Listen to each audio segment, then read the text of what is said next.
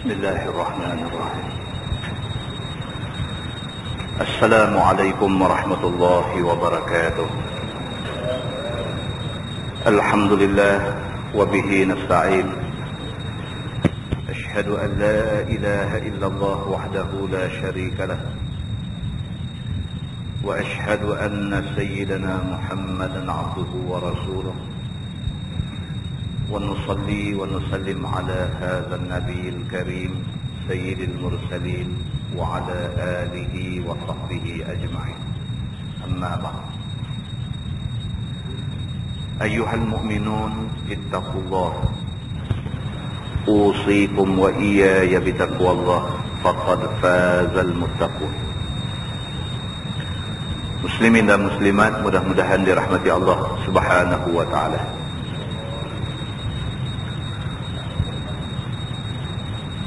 Di dalam sebuah hadis riwayat daripada Ibni Umar radhiyallahu anhuma, kata dia, inni sami'tu Rasulullah sallallahu alaihi wasallam yaqul, la tuqbalu salatu bighairi tuhur wala sadaqah min ghulul. Atau kama qal, hadis sahih riwayat Imam Muslim. Abdullah bin Umar bin Al-Khattab radhiyallahu anhuma menceritakan, kata dia, aku dengar Nabi sallallahu alaihi wasallam bersabda,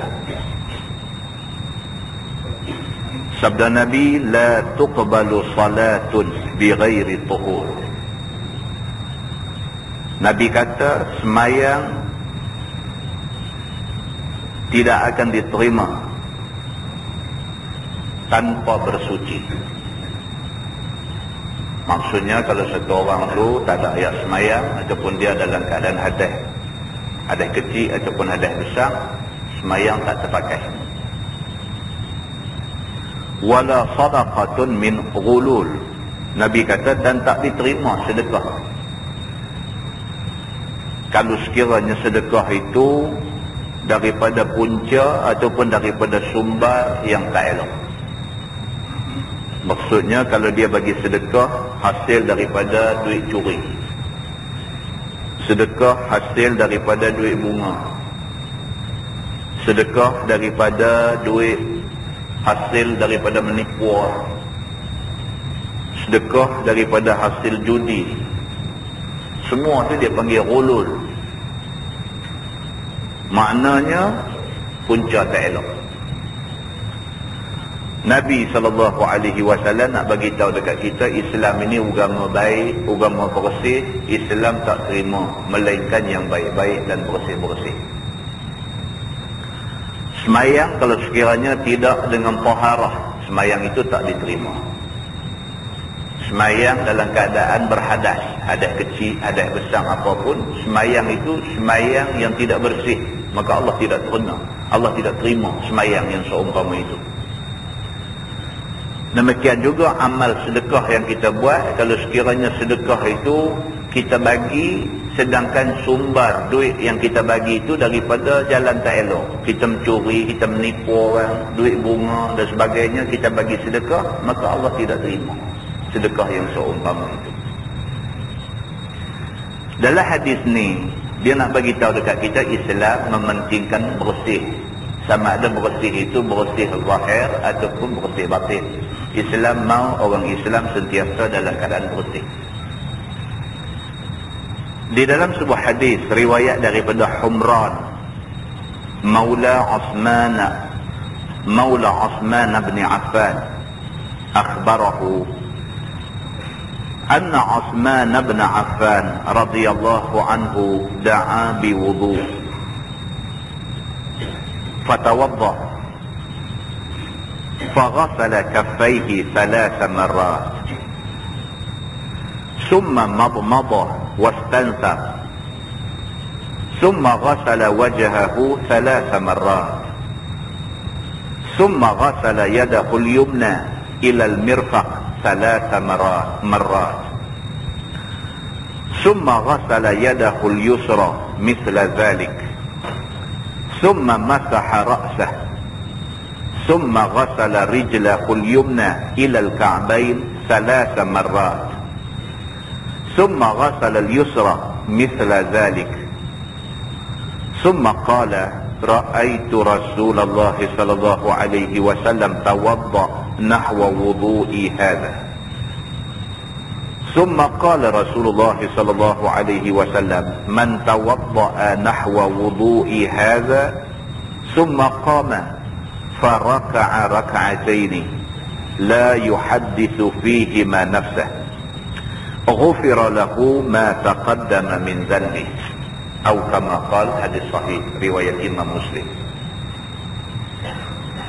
Hamba kepada Sayyidina Uthman bin Affan, nama dia Humran. Sayyidina Uthman sahabat Nabi, khalifah yang ketiga selepas daripada wafat Nabi. Hamba dia yang bernama Humran, dia cerita, kata dia, Sayyidina Uthman satu hari nak berwuduk, maka aku buat mai ayam dekat dia. Hamba dia kata, Sayyidina Uthman nak ambil ayam semayang, maka aku pergi ambil ayam buat mai kat dia. Fatawadda'a, maka dia pun start berwuduk, mula berwuduk.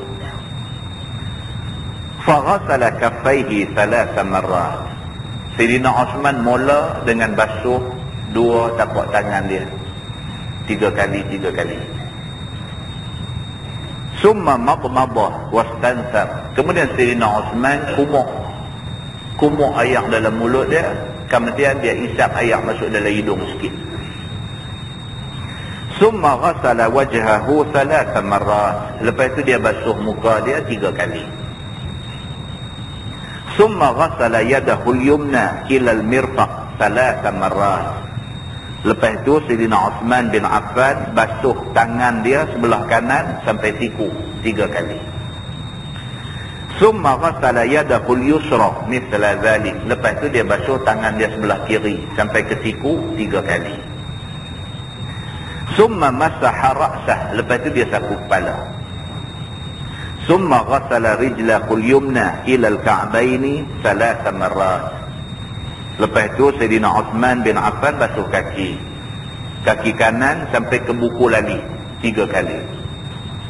Summa ghasala al-yusra mithla dhalik. Lepas itu Sayyidina Uthman basuh kaki kiri sampai buku lali 3 kali. Summa qala, kemudian Sayyidina Uthman kata, ra'aitu Rasulullah sallallahu alaihi wasallam tawadda'a nahwa wudu'i hadha. Habis dia ambil ayat semayang, mula daripada basuh tapak tangan sampai pergelangan tangan. Lepas tu basuh berkumuk, masuk ayat dalam hidung, basuh muka, basuh tangan kanan, basuh tangan kiri, basuh kepala, basuh kaki. Habis selesai dia ambil ayat semayang, Sayyidina Uthman kata, sesungguhnya aku tengok Nabi ambil ayat semayang macam aku buat kat sana. Dia kata, ni lagu aku buat tak saat ni, lagu tu lah aku tengok Nabi ambil ayat semayang. Summa qala Rasulullah sallallahu alaihi wasallam. Dia kata Nabi bila habis ambil ayat semayang sampai dah basuh kaki, Nabi kata man tawadda'a nahwa wudu'i hadha summa qama faraka'a raka'ataini la yuhaddithu fihi ma nafsah ghufira lahu ma taqaddama min dhanbihi. Dia kata dulu Nabi bila ambil ayat semayang, basuh tangan, kumur, masuk ayat hidung, basuh muka, basuh tangan dua-dua belah sampai siku.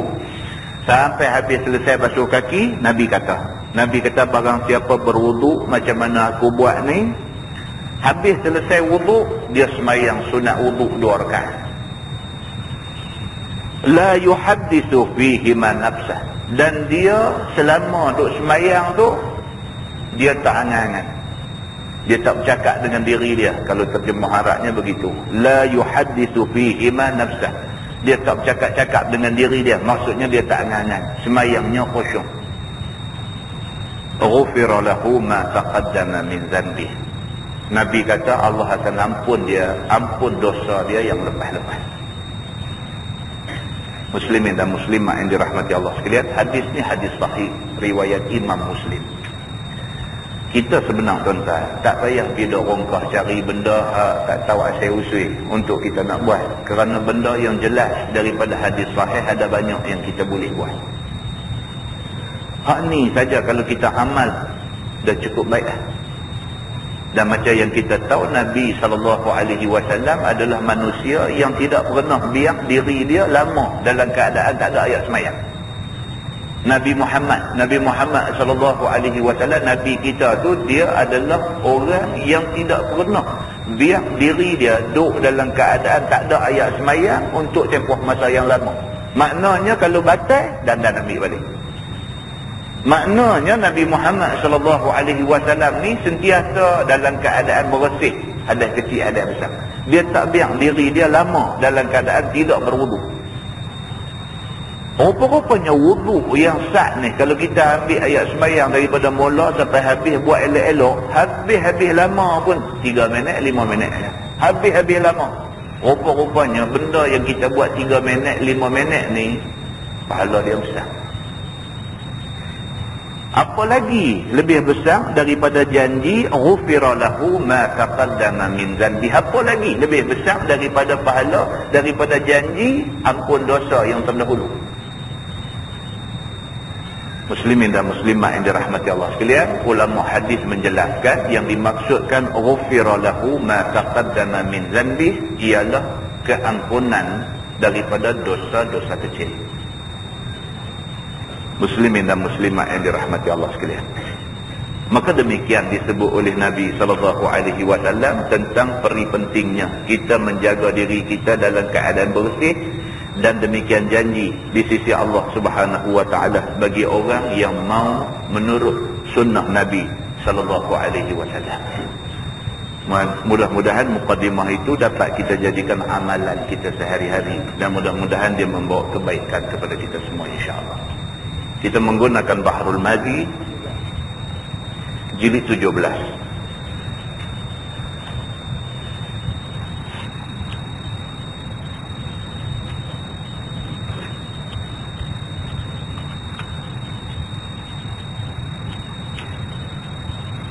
Muka surat 165. Muka surat 165. Kita masuk satu bab, kata dia bab ma jaa fi khafil mukhtal wa azabih. Iaitu bab yang datang pada menyatakan hadis yang menunjukkan telan bumi akan orang yang sombong dan azabnya.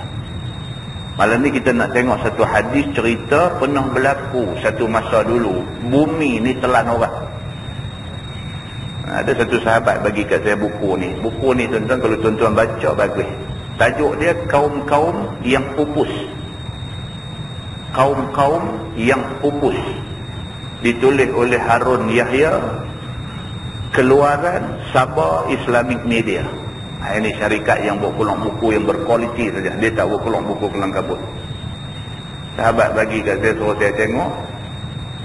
Saya dah balik tengok daripada awal sampai habis. Satu buku yang sangat baik kalau tuan-tuan nak buat sebagai bacaan dan nak buat sebagai simpanan koleksi buku di rumah. Dia cerita tentang semua daripada umat Nabi Allah Nuh alaihi salam tenggelam dalam banjir besar, sampailah kepada umat yang kemudian sekali azab yang menimpa mereka. Dan menariknya buku ni ialah dia buat main gambar. Kalau dia cerita pasal umat Nabi Nuh, dia buat main gambar yang kata kapal Nabi Nuh ni dijumpai tersadai di mana. Dia buat main gambar. Ada gambar-gambar semua cantik tu ada dalam ni, gambar-gambar color dan sebagainya. Kalau dia cerita pasal tempat umat Nabi Lut yang melakukan liwat, yang kemudiannya Jibril pergi terbalikkan bumi, dia buat main ni yang kata laut mati ni macam mana. Dia tunjuk gambar sekali dengan kajian saintifik. Dia cerita yang kata laut mati ni macam mana, air dia macam mana, pasal apa satu menatang tak boleh hidup di dalam laut mati ni. Orang panggil laut tu laut mati pasal apa? Pasal tak ada benda boleh hidup dalam tu, apa pun mati. Satu bentuk organisme, dia kata satu bentuk menatang apa pun dilepas dalam tu mati. Dan tidak ada sebarang tumbuh-tumbuhan, hatta pokok lumut sekalipun tidak boleh hidup di dalam laut Laut Mati yang menjadi tempat Allah Subhanahu wa taala terbalikkan umat Nabi Allah Lut alaihi salam. Dan mereka pergi buat kajian daripada permukaan air tasik yang kata Laut Mati ni, daripada permukaan air turun pergi sampai dasar yang paling dalam. Dia kata lebih kurang 400 meter dalam yang kata tasik Laut Mati ni. Nak panggil tasik ke nak panggil laut pun tak tahu. Pasal apa? Dari segi geografi dia adalah tasik. Tetapi dia adalah satu tasik yang pelik. Pasal dia ada pasang surut, dia ada ombak. Tuhan bagi jadi benda ni sebagai satu benda yang manusia boleh buat bahan fikir. Betapa Allah Subhanahu wa taala bila dia murka dekat satu kaum, dekat satu puak, Allah boleh binasakan mereka ni dan Allah tinggal kesan dia untuk dilihat oleh manusia semua. Dalam buku ni dia buat main gambar pula, bukan gambar atas darat aja. Dia buat main gambar daripada satelit. Depa ambil gambar daripada satelit tu, tengok macam mana keadaan, rupa bentuk tempat-tempat yang dimusnahkan. Bila cerita tentang kaum Ad dan kaum Samud yang kata mereka ni pandai dalam bidang seni bina, dalam ni dia bawa main gambar macam mana rumah-rumah yang dibina oleh kaum Ad dan kaum Samud. Daripada bukit batu pejai, mereka pergi buat istana hebat. Ada gambar dalam ni. Kita duk baca tafsir, kita duk baca cerita aja. Dia buktikan dalam bentuk visual, dalam bentuk gambar. Bila kita tengok, kita tahu macam mana tahap ketamadunan bangsa tu pada masa tu. Macam ni punya pandai, Allah boleh musnahkan mereka. Jadi kita tak pernah tengok buku yang dihasilkan seumpama ini. Muslimin dan muslimat yang dirahmati Allah sekalian, benda-benda macam ni bukan apa. Bila kita baca, kita bertambah lagi keyakinan kita kepada apa yang disebut oleh Allah Subhanahu wa taala dalam ayat-ayat dia. Cuba kita baca kitab kita malam ni. Dia kata bab yang datang pada menyatakan hadis yang menunjukkan telan bumi akan orang yang sombong dan azab dia. Ketahuilah saudaraku, orang yang sombong itu ialah orang yang besar diri juga. Yang kata sombong tu orang yang besar diri. Itu sebab dalam bahasa Arab dia kata takabbur. Dia berperkataan kabir. Kabir besar. Takabbur maksudnya besar diri. Maka keterangannya ada masalah orang yang besar diri itu telah lalu diterangkan beberapa masalah dalam babnya di dalam juzuk yang ke-12 bagi Bahrul Mazin. Cerita pasal sombong, pasal besar diri banyak. Buka ayat Quran ada ayat tentang besar diri. Hadis Nabi ini bukan sikit cerita pasal besar diri. Cerita tentang sombong, tentang angkuh, tentang besar diri ini cerita yang cukup popular di dalam Quran dan hadis Nabi. Dia kata. Maka di sini diterangkan lagi tambahan atas yang lalu tu. Dia kata dalam banyak-banyak yang kita biasa dengar tentang orang sombong ni, ni dia kata dia nak tambah lagi cerita tentang orang sombong dan akibat yang menimpa orang sombong. Sesungguhnya orang yang sombong itu ialah orang yang menunjukkan keras dirinya dengan sebab memandang diri dia cukup kuasa dan orang lain lemah. Orang sombong ni ialah orang yang berasa dia kemas. Dia duk berasa dia kemas, dia berasa dia kaya, dia duk berasa dia ada kuasa, dia duk berasa kata dia boleh buat apa saja ke orang. Dan dia melihat orang lemah, dia melihat orang bodoh, dia melihat orang, dia duk berasa dia lebih pada orang. Ini di antara ciri-ciri sombong, dia kata. Ataupun memandang dirinya lebih baik dan orang semuanya tidak baik. Sombong. Duk berasa dia lah orang paling baik dalam masyarakat duk ada ni, orang lain semua teruk. Ini sombong, dia kata. Atau memandang ia akan dirinya kaya dan cukup rupa pakaian dan gayanya. Dia berasa dia orang paling banyak duit, orang lain semua miskin melarat. Dia berasa begitu. Dan semua orang hina, miskin, tidak ada mempunyai daya. Dia melihat orang semua ni tak ada apa, dia nak buat apa ke orang dia boleh buat, orang tak boleh lawan dia. Itu sombong. Dan lain daripada yang demikian itu. Maka apabila satu orang yang demikian itu, maka ialah orang yang telah dihinggap oleh sombong. Bila duk berasa diri kita lebih, duk berasa kita pandai, duk berasa kita kaya, duk berasa kita lah seorang yang faham agama, duk berasa kita lah seorang yang tinggi ilmu, duk berasa kita lah seorang mengaji tinggi, duk berasa kita seorang betul. Bila dia duk main perasaan macam tu, jaga-jaga. Dia kata takut-takut kita jadi orang sombong. Begitu. Maka hendaklah ingat-ingat bahawasanya segala pandangan yang tersebut itu semuanya pandangan bohong dan juga pandangan tipu daya syaitan semata-mata. Jaga baik-baik. Kalau kita kena macam tu, kita kena sedang bahawa kita sedang diperdayakan oleh syaitan. Jaga baik-baik. Bila hinggap di hati kita rasa kita lebih, jaga baik-baik. Itu permulaan syaitan nak memperdayakan kita. Jaga baik-baik, dia kata. Kerana yang sebenar-benar kaya dan cukup semua ialah Allah juga. Sebenar-benar yang betul-betul kaya, yang betul-betul besar, yang betul-betul ada kuasa, yang betul-betul maha mengetahui, ini Allah saja. Kita jangan duk ingat kita lebih pada orang. Allah Subhanahu wa ta'ala Tuhan kita, dia saja yang berhak untuk mempunyai sifat-sifat yang disebut sebagai sifat kamalat ini. Sifat kesempurnaan ni Tuhan saja ada. Begitu. Dan yang cukup kuasa dan cukup gagah dan berlaku sebarang kehendaknya ialah Allah yang besar. Tuhan aja, apa yang dia nak, iza arada syai'an ay yaqula lahu kun fayakun. Tuhan aja. Manusia, nama kata manusia, tak semua benda dia nak dia dapat.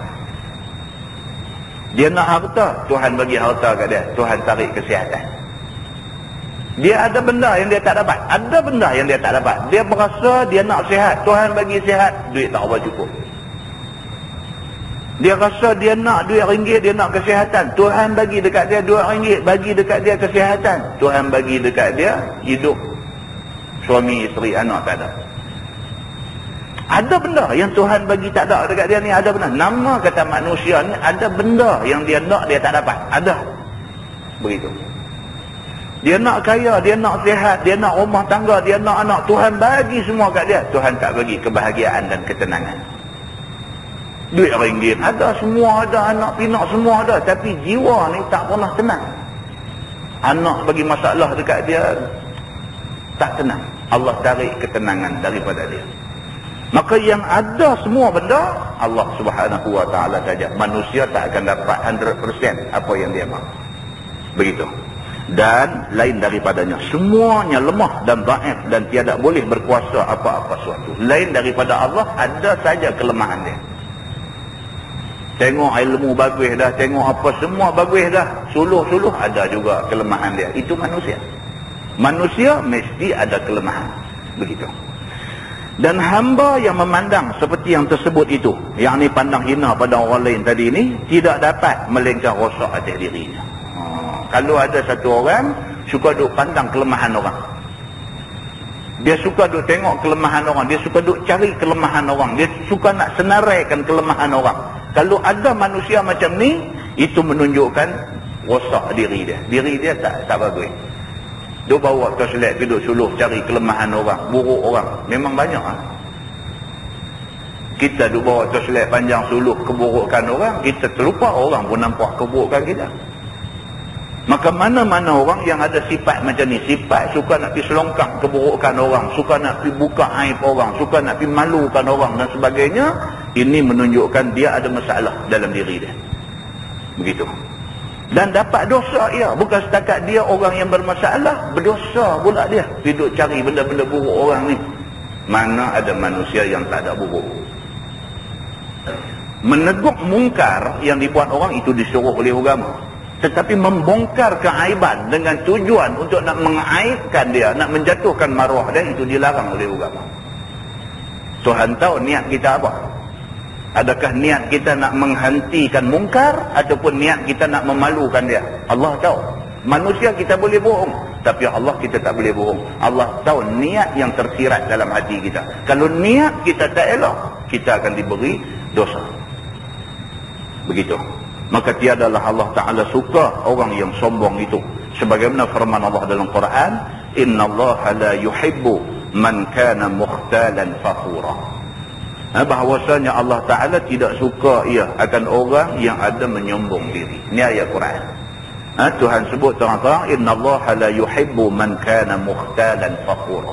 Sesungguhnya Allah tak suka orang yang sombong diri dan orang yang buat keras dan buat megah akan diri. Tuhan tak suka orang macam ni. Begitu.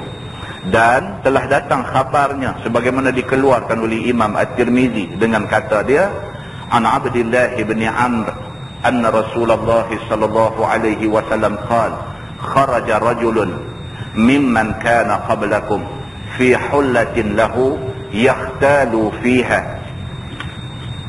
fa'amara Allahu al-arda fa'aqadathu fahuwa yatajaljalu fiha atau qala yatalajlaju fiha ila yaumil qiyamah. Diriwayatkan dari seorang sahabat Nabi sallallahu alaihi wasallam, nama dia Abdullah bin Amr radhiyallahu anhuma, bahwasanya Nabi sallallahu alaihi wasallam bersabda, ya, telah keluar satu orang laki-laki daripada orang yang beragama dahulu daripada agama kamu, yakni Islam ini. Nabi kata pernah jadi kepada umat satu zaman dulu. Keluar laki-laki itu dengan pakaian yang bagus baginya.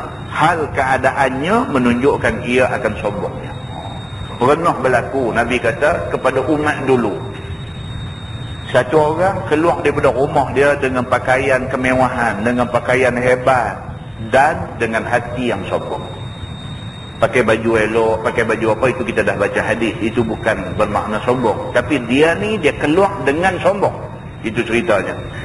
Maka buat kerah atas muka bumi ni. Bila keluar tu tunjuk lagak, sombong, jalan, buat kerah badan begitu, berasa diri lebih. Maka disuruh oleh Allah Subhanahu wa ta'ala akan bumi, telan akan dia. Maka bumi pun menjunjung sebagaimana perintah Tuhan. Maka ia pun, yakni bumi pun lalu menelannya. Maka jadilah laki-laki itu tenggelam ya di dalam bumi itu. Ataupun sabda Nabi, jadilah laki-laki itu terkapai-kapai di dalam bumi itu sehingga hari kiamat. Kata At-Tirmizi, ini hadis sahih. Pernah jadi satu masa dulu. Oleh kerana keluarnya tu langkah sombong, Allah Subhanahu wa ta'ala perintah dekat bumi, Allah kata telan buang orang macam ni. Simpan atas muka bumi pun tak ada guna. Sombong tak tentu punca. Bumi taat perintah Allah Subhanahu wa ta'ala, ngak kata telan dia. Telan bukan telan habis, telan tak habis. Dia dibiarkan terkapai-kapai. Nak naik atas darat tak boleh, nak kata mati terus dalam perut bumi pun tak boleh. Keadaan dia disebut oleh Nabi yatajaljalu. Maksudnya duduk terkapai-kapai, terawang-awang, nak bakit, nak lari keluar tak boleh. Demikian dikenakan balasan kepada orang yang sombong terhadap umat satu masa dulu. Masalah dia kata, sombong pada perjalanan itu dimurka Allah. Jalan pun kalau tunjuk sombong, Tuhan tak suka, dia kata. Demikianlah tersebut dalam hadis yang akan datang ini.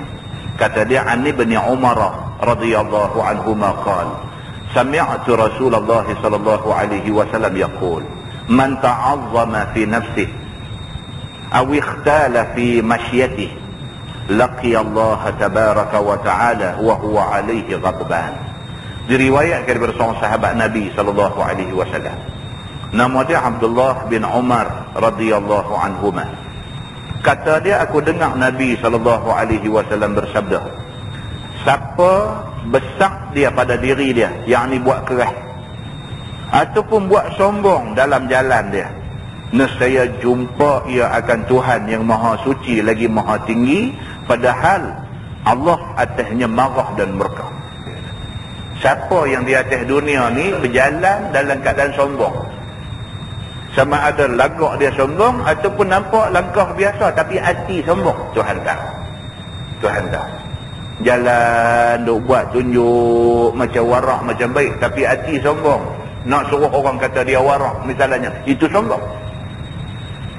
Bukan dia buat jalan duk tunjuk macam nak pergi duk bergaduh, nak pukul orang, nak, bukan begitu. Jalan tunjuk baik begitu, tapi dalam hati sombong. Tuhan tahu.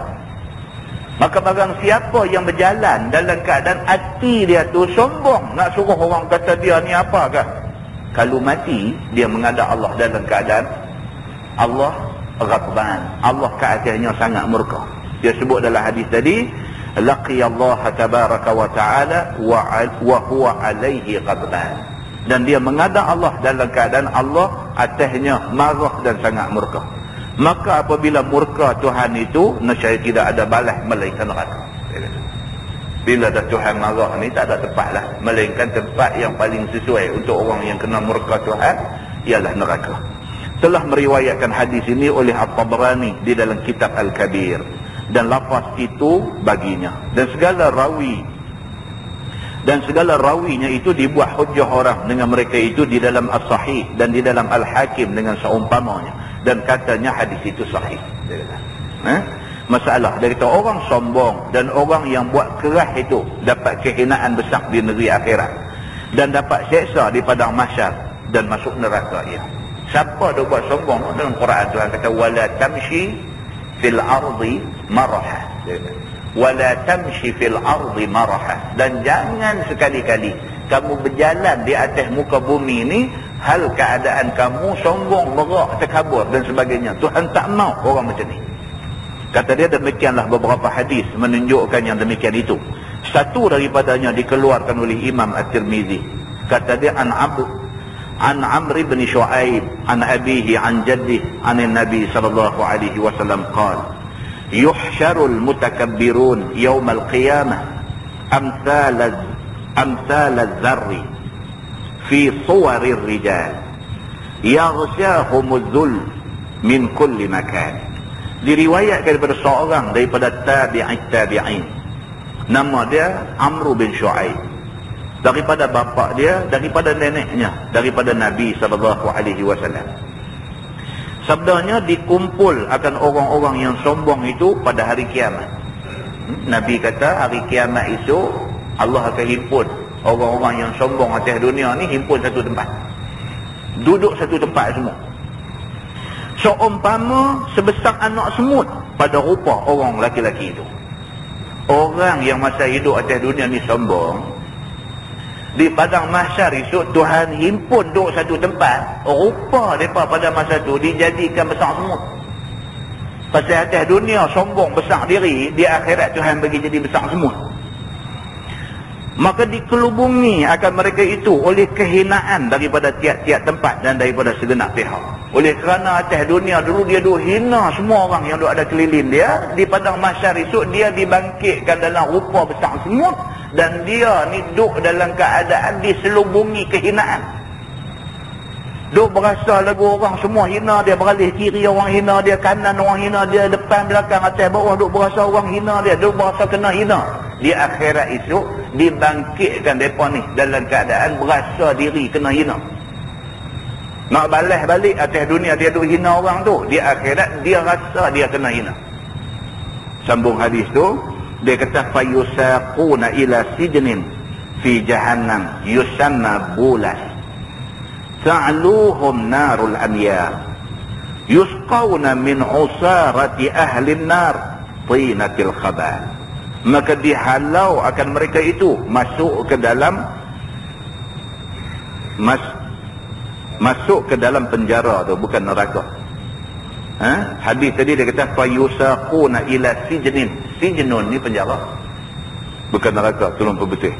Maka dihalau akan mereka itu masuk ke dalam penjara di dalam neraka jahanam.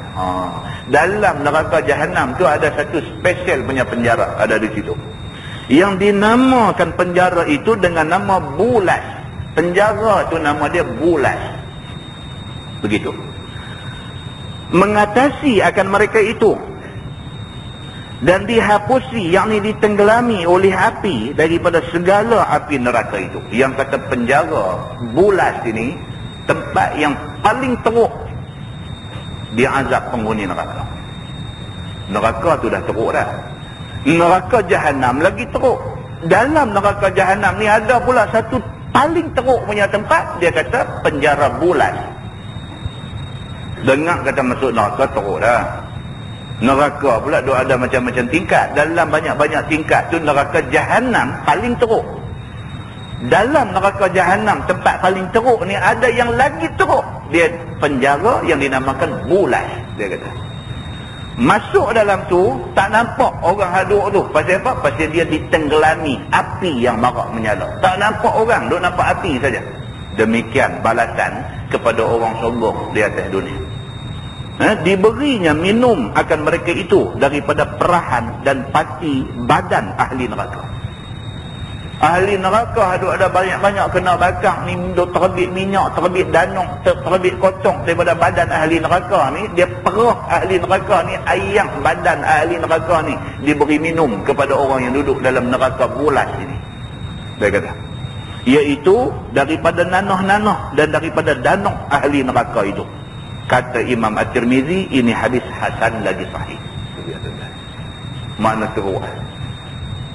Maknanya kalau kita berhenti setakat tu pun cukup dah. Pengajaran kita dah dapat dah. Apa dia? Tak usah sombong. Tak usah sombong. Tak usah berasa diri kita lebih. Tak usah berasa diri kita terlampau baik. Tak usah berasa kita lah satu orang yang reti, orang lain tak reti. Tak usah kata. Tak usah berasa begitu. Biar kita berasa kita ni mengaji tak cukup lagi. Biar kita berasa ilmu kita tak banyak mana lagi. Biar kita rasa amalan yang kita buat pun tak seberapa lagi. Biar kita berasa kita ni tak cukup. Biar kita berasa orang lain banyak lebih baik daripada kita. Biar kita berasa begitu daripada kita berasa lebih pada orang. Itu pengajaran dia. Dan satu hadis lagi menunjukkan seksa ke atas orang yang sombong itu, iaitu kata dia an Abi Musa radhiyallahu anhu anin Nabi sallallahu alaihi wasallam qala inna fi jahannama wadiyan yuqalu lahu habhab haqqan 'ala Allah an yuskinahu kull jabbarin 'anid. Diriwayatkan oleh seorang sahabat Nabi sallallahu alaihi wasallam, nama dia Abi Musa al-Ash'ari radhiyallahu anhu, daripada Nabi sallallahu alaihi wasallam sabdanya bahawasanya dalam neraka jahanam itu ada satu lembah. Dia kata dalam neraka jahanam tu ada satu lembah yang dinamakan lembah itu dan dipanggil orang akan dia dengan nama Habhab. Yang tadi penjara dalam neraka jahanam nama dia Bulas. Yang ni dia kata dalam neraka jahanam juga ada satu kawasan wadi, ada satu kawasan macam lembah macam tu. Di situ ada satu tempat dia namakan Habhab. Dia kata maka patut atas Allah Subhanahu wa taala bahawa mendiami akan dia akan tiap-tiap orang yang garang, besar diri, lagi degil, anid. Dalam bahasa Arab dia kata jabbarin anid. Jabbar makna dia sombong, anid makna dia lagi teruk daripada sombong. Jenis apa nak kata, Jabbar tu sombong dah cukup dah. Anid ni kira apa orang kata pertama dengan mudah kita kata rebus campur. Jenis rebus campur ni. Antara panggil siapa mai baca ayat Quran, antara panggil siapa mai cakap benda baik dekat dia, antara dia bukan setakat jabbar, bukan setakat tunjuk sombong, bahkan dia anid. Dia ni kira cukup keras, kira tak boleh masuk dah hati dia ni. Tempat dia di akhirat esok ialah dalam neraka jahanam dan diletakkan dia di satu lembah yang bernama Habhab. Begitu. Telah meriwayatkan akan dia oleh Abu Ya'la dan At-Tabrani dan Al-Hakim. Kata Al-Hakim sahihul isnad. Dia kata hadis ini dari segi isnadnya sahih. Kita masuk bab baru, kata dia bab ma jaa fi man karrama ghaizan. Itu bab yang datang pada menyatakan orang yang menahan dia akan marah. Ini dia nak ajak kita supaya jangan sombong. Di antara ciri orang yang tak sombong ialah orang yang dia tak cepat marah. Orang cepat marah ni sombong. Orang cepat marah ni orang sombong. Di antara ciri-ciri orang sombong cepat marah. Apa silap sikit dandan nak naik angin, dandan tangan nak naik, nak sepak orang, nak tabuh orang, nak terajang orang, ini sombong lah. Orang sombong aja yang buat begitu. Orang kalau tak sombong dia tak buat begitu. Lebih kurang dia, walaupun dia tahu dia tak salah, kawan tu salah, dia suruh tangan dia tak salah, kita dah panjang lah, kita selesai buat. Itu orang tak ada sombong.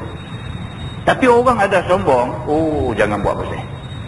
Silap sikit, suara dandan angkat tinggi, tangan dandan angkat, kira nak sombong. Maka nak mengelak daripada jadi sombong ni, dia main tajuk ni man karrama ghaizan. Dia kata iaitu menyatakan orang yang menahan akan marah. Ketahuilah saudaraku, menahan marah itu dipuji oleh syarak kita. Siapa boleh kontrol marah, ini agama puji. Bagus orang boleh kontrol marah ni. Kerana marah itu penarik syaitan kepada kebinasaan. Manusia boleh rosak, boleh binasa, boleh lingkup. Ni satu, marah. Yang kedua, mabuk. Jenis-jenis ni boleh lingkup. Bila mabuk memang boleh melingkup diri. Bila marah memang boleh lingkup diri. Dia bila dia marah ni, dia nak buang kemarahan dia. Bila dia nak buang tu melingkup. Rumah tangga boleh lingkup, anak boleh habis. Orang tu buat cerita, tu sebar kan. Cerita dia kata beli kereta baru. Tiba-tiba anak ambil apa batu apa ke garis dinding kereta. Pak ni punya marah lah. Hang ingat aku kerja cap duit ke, aku nak dapat kereta ni sebiji bukan senang apa semua. Pegang tangan anak dia. Tangan ni kan yang buat, tangan ni kan yang buat. Ambil pisau, kirik tangan anak dia. Anak tu kudung, tak boleh baik dah. Kereta tu calang, boleh tu buat cat lain. Tapi marah punya pasal anak binasa. Ada orang jadi jenis macam tu ada. Dia sanggup pukul anak 3 cukup nyawa semata-mata kerana nak buang marah yang tak seberapa pun. Ini ceritanya. Jadi dia kata marah ini adalah penarik syaitan kepada kebinasaan. Syaitan senang nak melingkup kita bila dia masuk marah dalam hati kita. Begitu. Maka banyaklah kebinasaan boleh jadi daripada marah itu. Dengan kerana marah ni macam-macam boleh jadi. Marah kita boleh jatuh kerana kita marah. Kita dengar ada satu orang duk tahmah kita, duk fitnah kita, duk berburuk kita, duk buat cerita tak betul tentang kita, kita marah. Kita kata balik kat dia, kita hina dia, jatuh marah kita. Kawan tu, dia duk cemuh kita, dia memang dah jatuh marah dah. Orang tahu dah, takkan orang duk bercakap. Orang tahu dah, dia dah jatuh marah, dia jatuh sudah pergi dia. Kita ni pula pergi lawan balik, pergi kata balik kat dia. Dia kata kat kita 5, kita kata kat dia 10. Kita pergi kata balik, kita kata Allah, dia nak kata kat dia, tuan-tuan tahu dia siapa? Kita pula pergi buka cerita buruk dia, lugu-lugu ni dan sebagainya. Kita rasa kita buang marah, tapi kita tak sedar. Kita binasakan maruah kita. Maka Islam, dia tak mau macam ni. Dia kata, jangan duk biar kemarahan menguasai diri kita. Kita biar, kita akan binasa. Begitu. Maka dengan kerana itu, disuruh syarak pada kita tahan marah di dalam perut. Dia kata, simpan, kemarahan ni simpan. Jangan keluarkan dia. Telan kemarahan dia.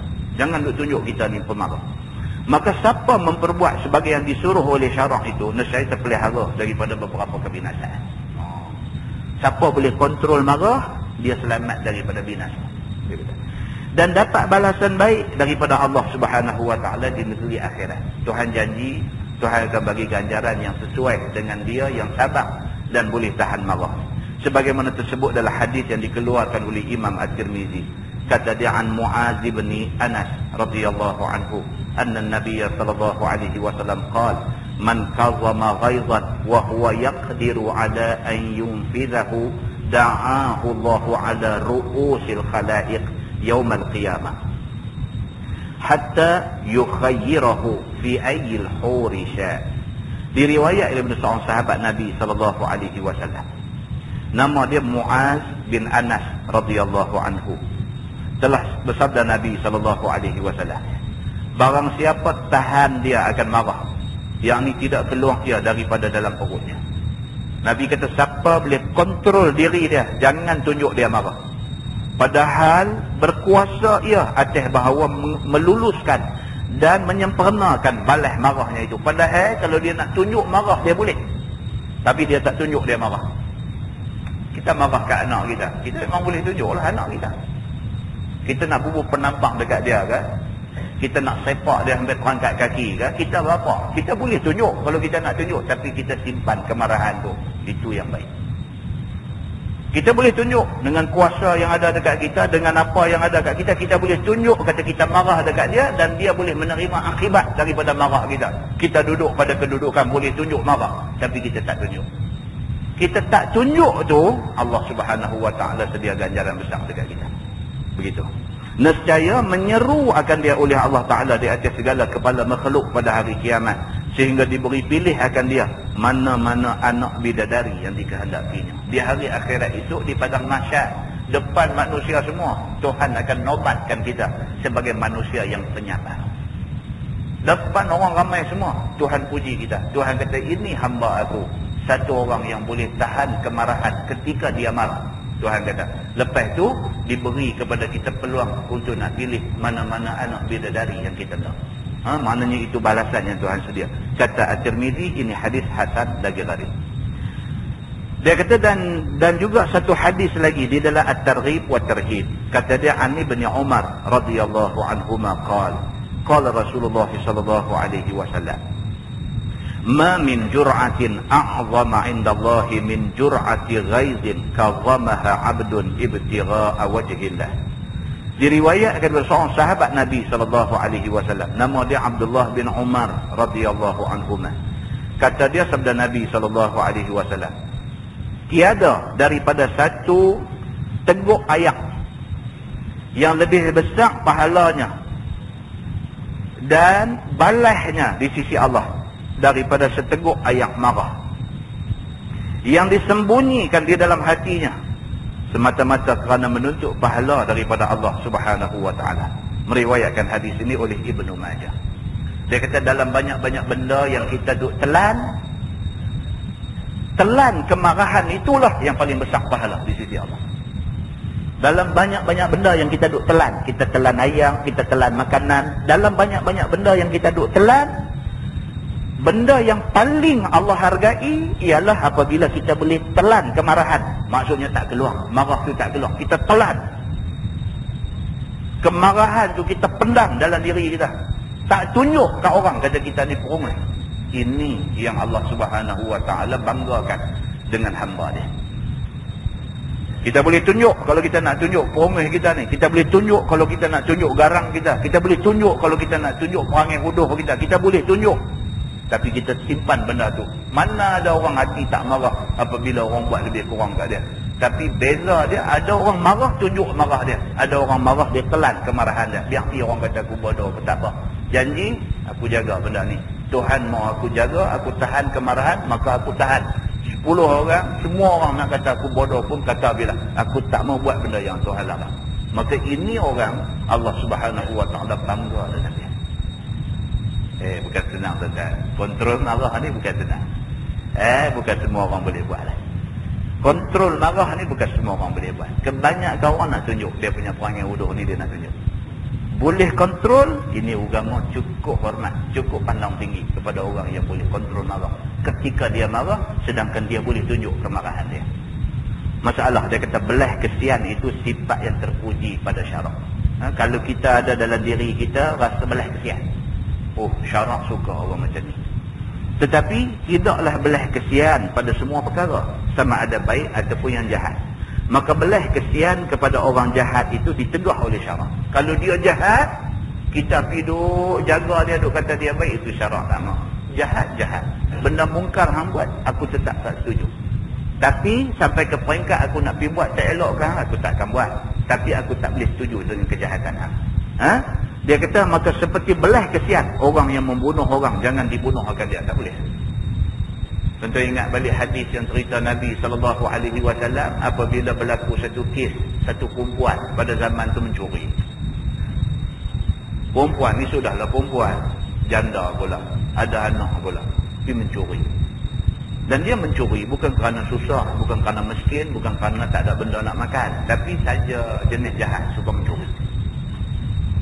Bila kes dibawa ke depan Nabi SAW, apabila dibicarakan, sabit kesalahan dengan saksi, dengan bukti, dengan apa semua ada, Nabi jatuhkan hukum kepada perempuan ni, Fatimah nama perempuan ni. Bila Nabi dah jatuh hukum, Nabi tak kesian. Padahal perempuan patutnya kesian.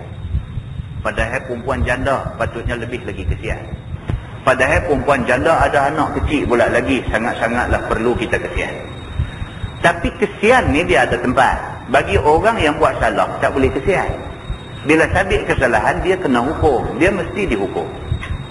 Jadi Nabi jatuhkan hukum potong tangan dekat dia. Hukuman yang Nabi jatuhkan ni, di kalangan sahabat ni berasa macam tak boleh pergi table talk dengan Nabi. Orang lah. Ataupun slow talk. Tak boleh pergi sembang dengan Nabi ikut-ikut. Boleh sembang sikit, ni dia ni perempuan, kesian dah dekat dia, apa semua.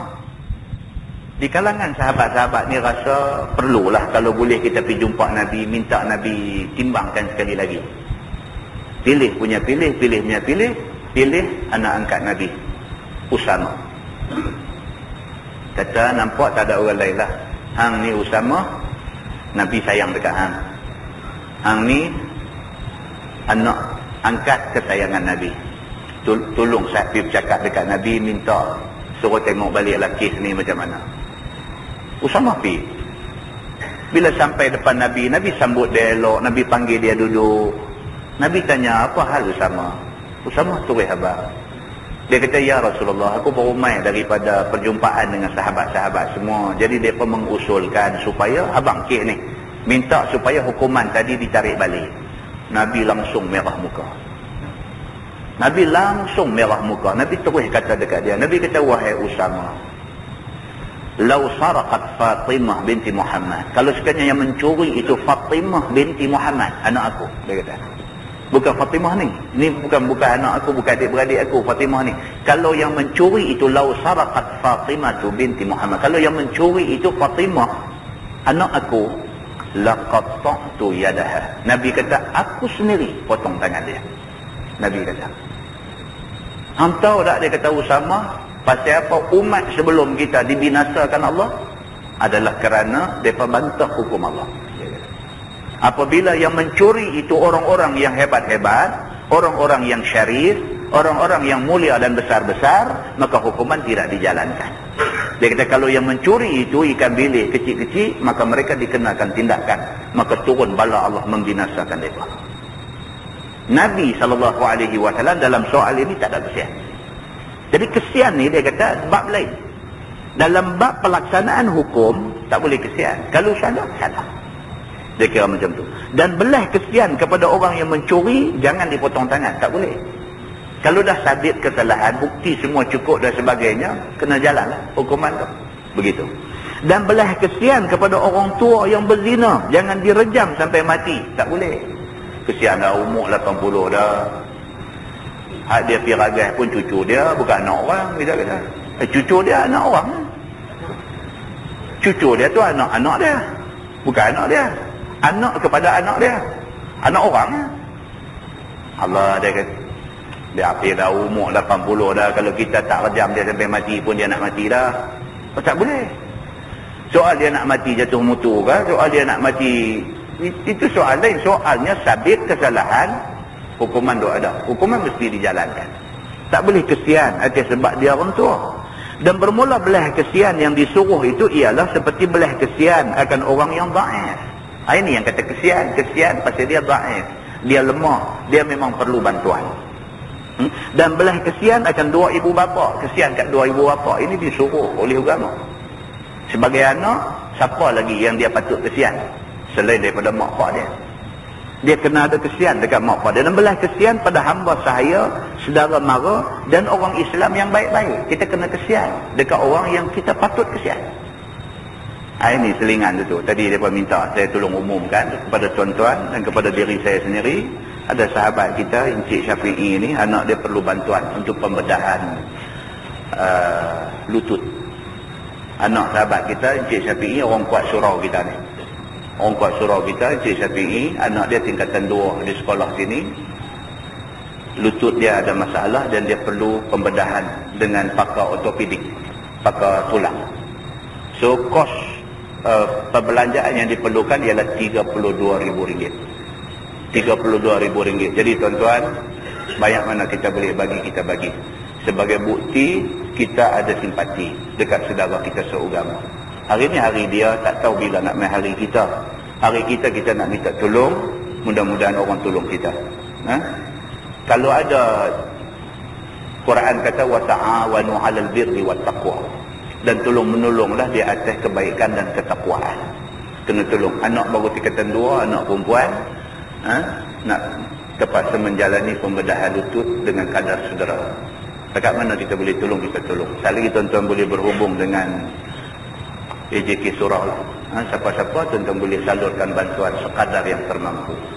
Ni kita duk baca ni elok juga. Sekali kita dah tulis amal satu benda yang kita tahu pada malam ni, insya-Allah. Baik, jadi dia kata, dan belah kesian kepada dua ibu bapa, kesian kepada sama-sama orang Islam. Maka belah akan orang yang dhaif dan dua ibu bapa dan hamba sahaya itu telah ada tersebut di dalam hadis akan kelebihan di sisi Allah Subhanahu wa taala.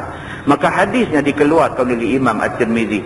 Kata dia, an Jabir radhiyallahu anhu qala Rasulullah sallallahu alaihi wasallam, "Salatun man kunna fihi satar."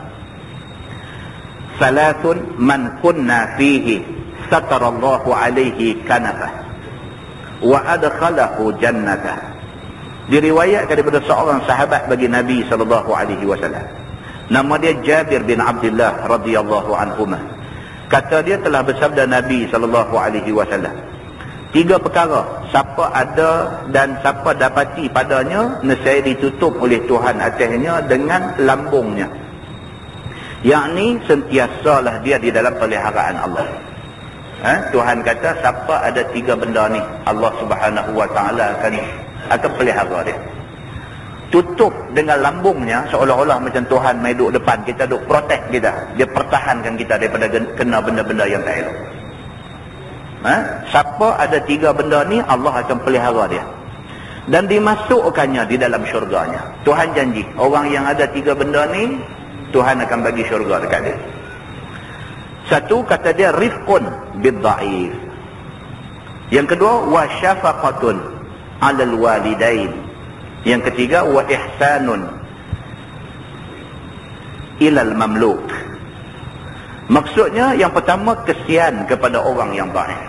Kalau ada dalam hati kita, bila tengok orang baik, orang lemah, orang susah, orang perlu bantuan, kita berasa kesian. Rasa kesian yang ada dalam hati kita tu menyebabkan Allah akan pelihara kita. Begitu. Yang kedua, dan belah hati 2 ibu bapa. Kalau ada perasaan ni, kita sebagai anak, kita tengok pak kita, kita tengok mak kita, dalam hati kita ni lah berasa kesian. Tengok orang tua kita sakit, dalam hati kita ni duk ingat, aku kalau aku ada duit lah, aku nak bawa orang tua ni pergi ambil rawatan spesialis. Ada kesian, ada ingat dalam hati kita, kalau aku ada duit, aku nak bawa mak aku, ayah aku sakit ni pergi ambil rawatan doktor spesialis. Dia pergilah habis berapa puluh ribu pun, kalau aku ada duit aku belanja. Ada kesian dekat ibu bapa macam tu.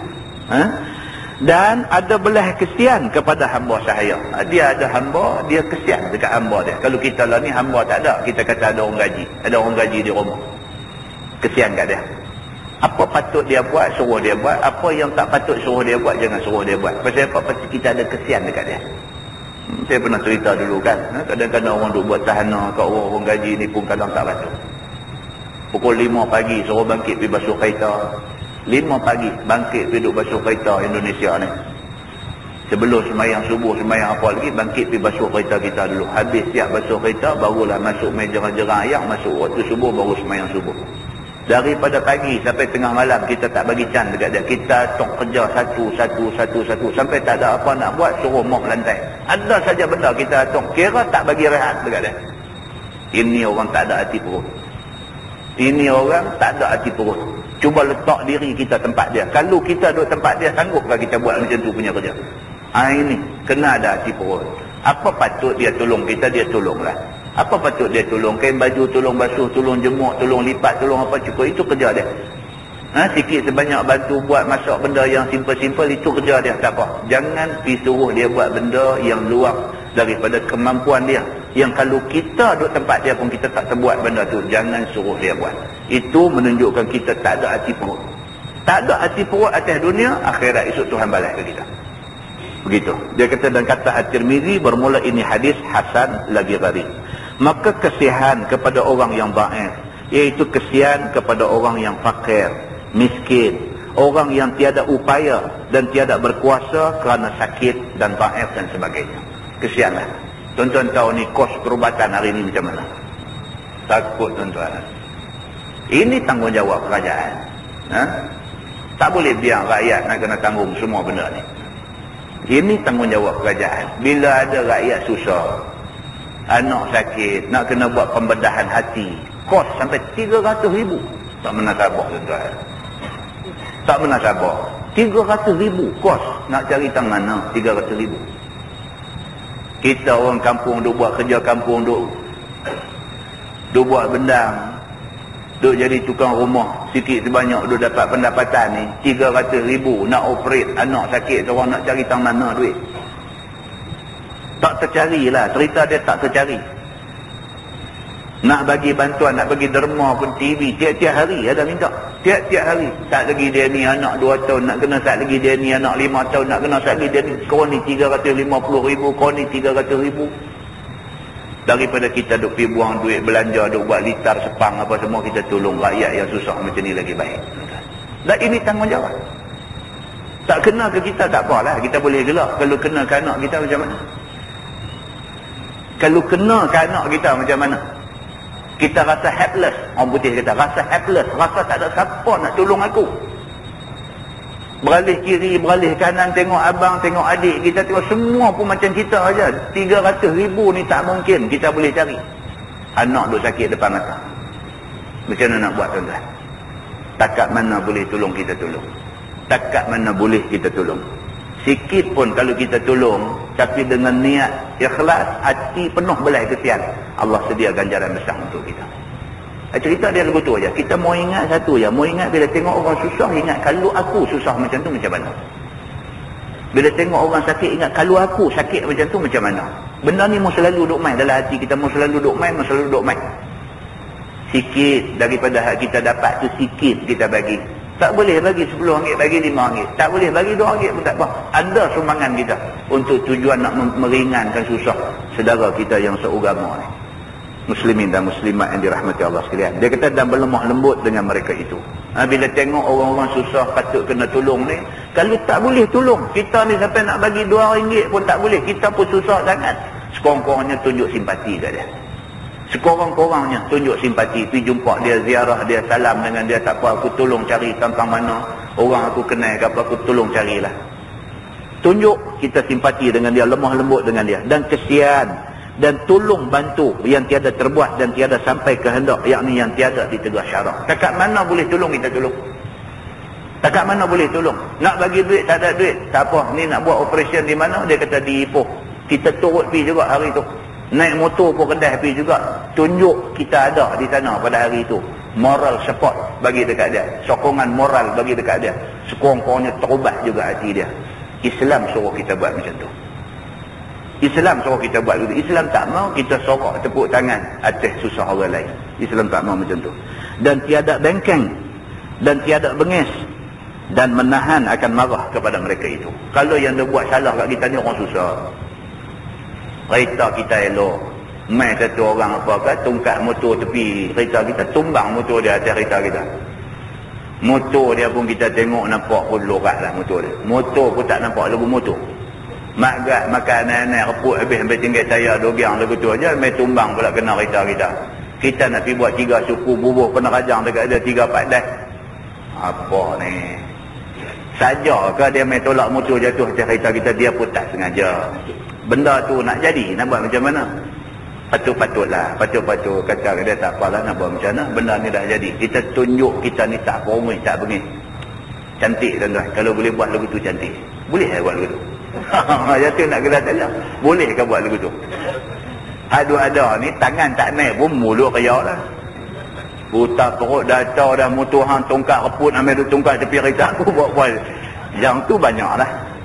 Yang tu banyak. Dia kata ni kalau ikut hati ni, piduk kata lagu tu pula. Banyak lagu tu lah. Pasal apa? Pasal banyak pun tak boleh ikut lagu agama suruh. Tak boleh ikut. Hak agama suruh ni nampak macam ringan, tapi tak boleh buat. Hak agama suruh ni nampak ringan, tapi susah nak buat. Kalau boleh buat, berjaya. Ini orang berjaya di sisi Allah Subhanahu wa ta'ala. Dan tiada bengkeng dan tiada bengih dan menahan marah pada mereka itu. Adapun kesian kepada ibu bapa itu, maka itu wajib. Dekat ibu bapa wajib kena kesian. Sampai Nabi kata raghma'an fi rajul, celaka ke atas orang lelaki. Raghma'an dalam bahasa Arab ini sumpah. Tu rangkaian kata-kata tu raghma'an. Maksud dia ialah aku tomuh hidung hang pergi ke tanah. Itu kalau terjemah. Raghma maksudnya tomuh pergi.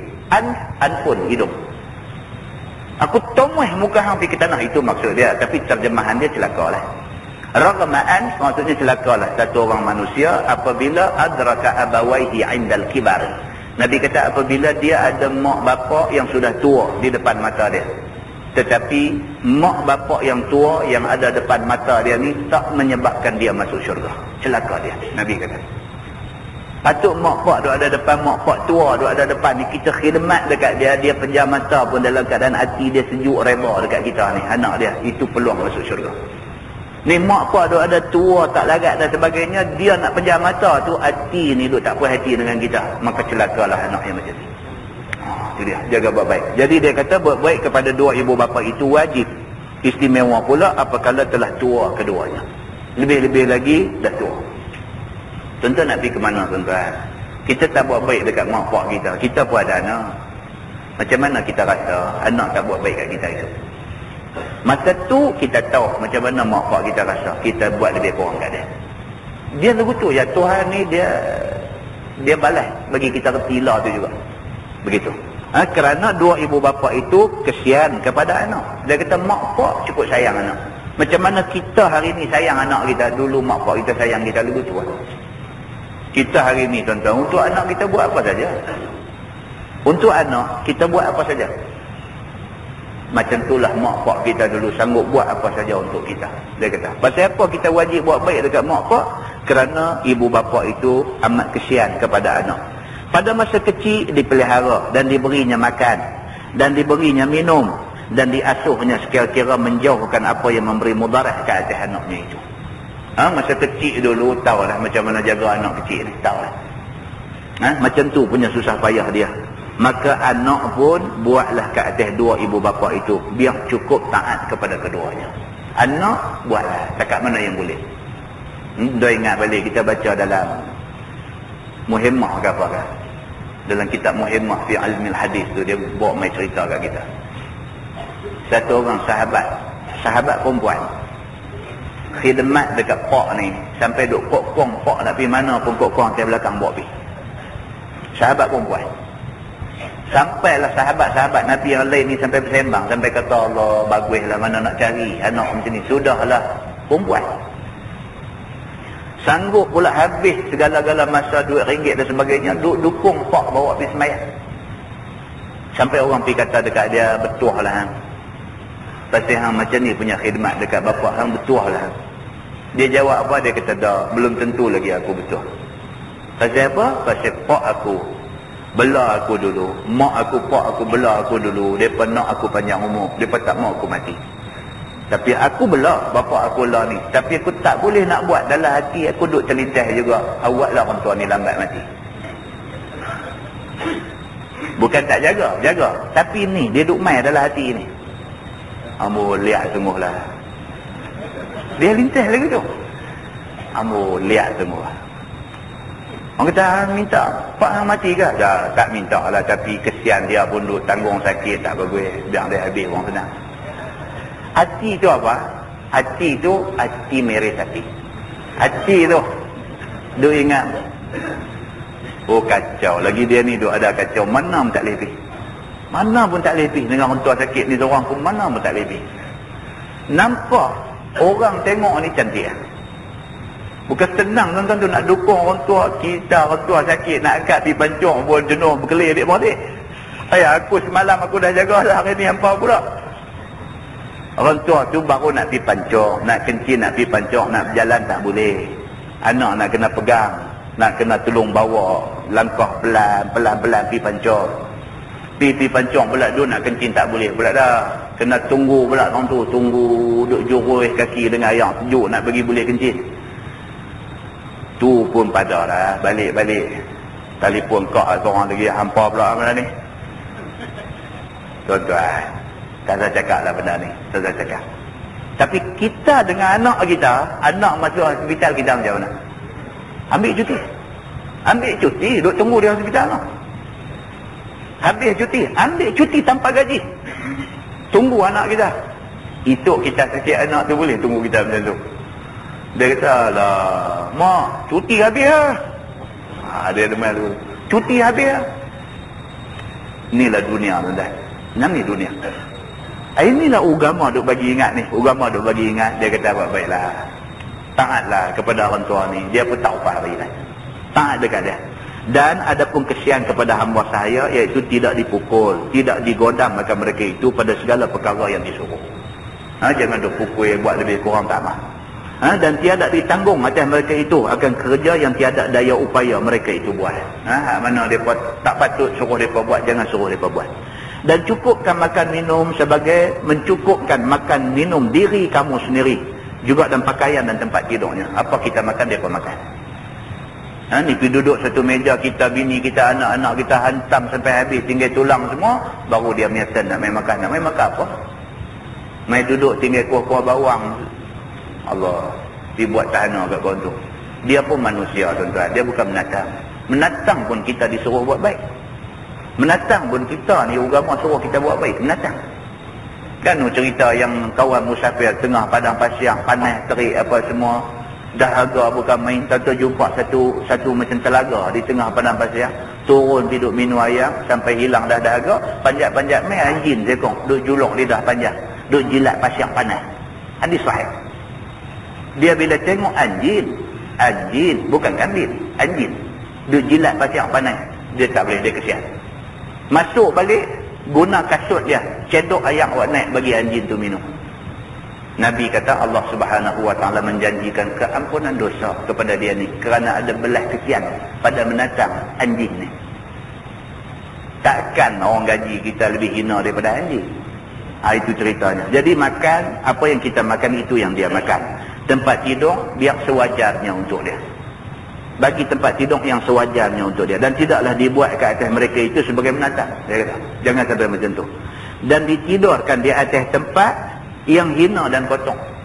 Suruh tidur tepi tonggas tu, di dapur tu, mau ikut tepi tong tu, tak boleh sampai macam tu. Dan diberi makan dan pakai yang buruk-buruk dan yang cemar-cemar. Bagi pakai benda yang tak patut, bagi dia pakai koyak rapak sana sini, baju lusuh buruk, nak tunjuk kata dia ni orang gaji, hang selama-lama duduk pada status orang gaji, hang tak boleh sama dengan kami. Tak boleh macam tu. Itu bukan agama punya suruh. Maka semua perbuatan yang demikian itu tiada kesian namanya. Itu perbuatan menunjukkan kita ni satu orang yang tak ada belas kesian. Orang yang tak ada belas kesian, Nabi kata man la yarham la yurham. Nabi kata siapa yang tidak ada rasa belas kesian, Allah tidak ada belas kesian pada dia. Senang aja. Nabi kata mudah aja, man la yarham la yurham. Siapa yang tak ada kesian ke orang, dia tidak dikasihani. Maknanya apa? Akhirat itu Tuhan akan tunjuk dia ni tak dikasihani. Kita tak maulah. Susah atas dunia pun rasa susah dah. Susah akhirat bukan bandingan dia. Jangan sampai kita senang atas dunia, akhirat kita orang yang paling susah. Jangan sampai jadi begitu. Wallahu a'lam. Lepas ni kita masuk bab ma jaa fi sa'ati karamillahi ta'ala wa rahmatih.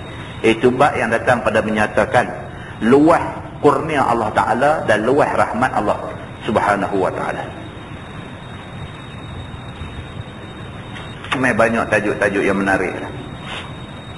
Yang ni dia nak beritahu luah rahmat Allah, luah kemuliaan Allah ni nak beritahu Tuhan dia langsung tak berhajat kepada kita. Kalau manusia seluruh dunia ni taat kepada Allah, Allah kata sikit pun tak menambah kehebatan kerajaan dia. Tuhan kata seluruh dunia ni taat kepada Allah, sikit pun tak menambah kehebatan Allah. Allah tetap hebat. Demikianlah Tuhan kata kalau seluruh dunia ni menentang Allah, sikit pun tak menjejah kehebatan Allah. Maknanya kita tak boleh menambah dan tidak boleh mengurangkan apa yang ada pada Allah Subhanahu wa ta'ala. Cuma kalau kita tak taat dekat dia, kita mudarat. Kalau kita taat dekat dia, kita selamat. Tuhan tak berhajat dekat kita. Innallaha huwar razzaq Zul Quwwatil Matin. Sesungguhnya Allah dia yang bagi rezeki dan dia Zul Quwwatil Matin, yang memiliki kekuatan lagi maha teguh. Tuhan dia tak ada heran dia. Tolak semua penduduk dunia bantah dekat dia pun dia tak ada apa-apa. Hampa bunuh semua kekasih dia, hampa bunuh Syekh Ahmad Yasin, hampa bunuh Syekh Abdul Aziz, hampa buat hampa nak buat apa? Tuhan tak jejah sikit pun. Orang-orang ni semua tak lepas itu. 3 biji peluru berpandu hampa lepas dekat Syekh Ahmad Yasin, berapa banyak hampa nak kena di sana esok, Allah Ta'ala sahaja yang mengetahui. Tak lepas dah. Mana-mana orang yang buat tahanan dekat kekasih Allah, Allah tak lepas. Tentu tak lepas ni. Lambat laun aja. Dunia tak kena, akhirat tentu kena. Itu saja. Kita orang beriman, last sekali harapan kita itu saja.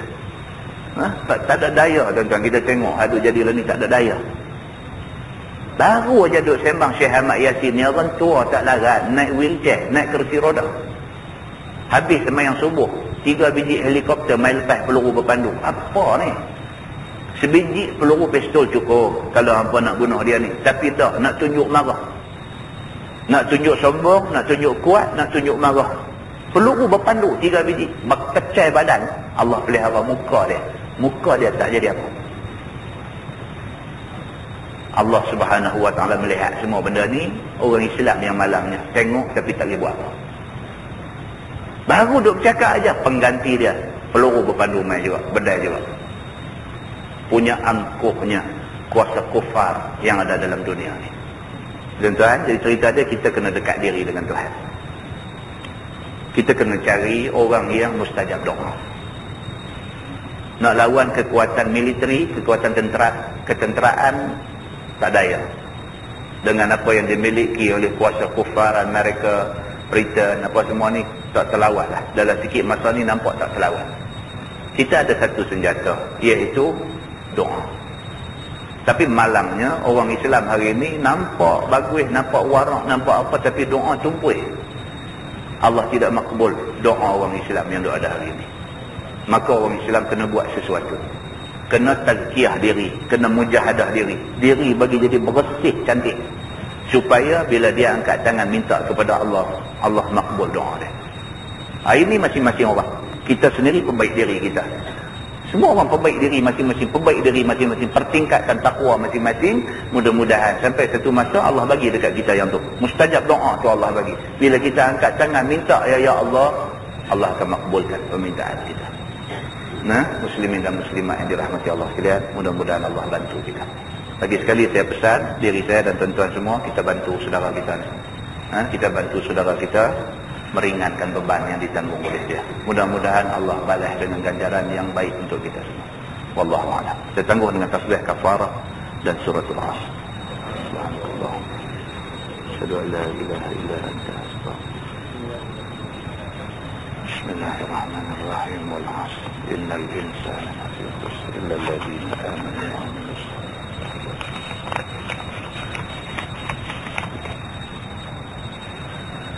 اللهم صل على محمد في الأولين والآخرين وسلم رضي الله تبارك وتعالى عن سادتنا أصحاب سيدنا رسول الله أجمعين. بسم الله الرحمن الرحيم. الحمد لله رب العالمين حمدا يوافي نعمه ويكافئ مزيده. يا ربنا لك الحمد كما ينبغي لجلال وجهك الكريم وعظيم سلطانك. رضينا بالله ربا وبالإسلام دينا وبمحمد نبيا ورسولا.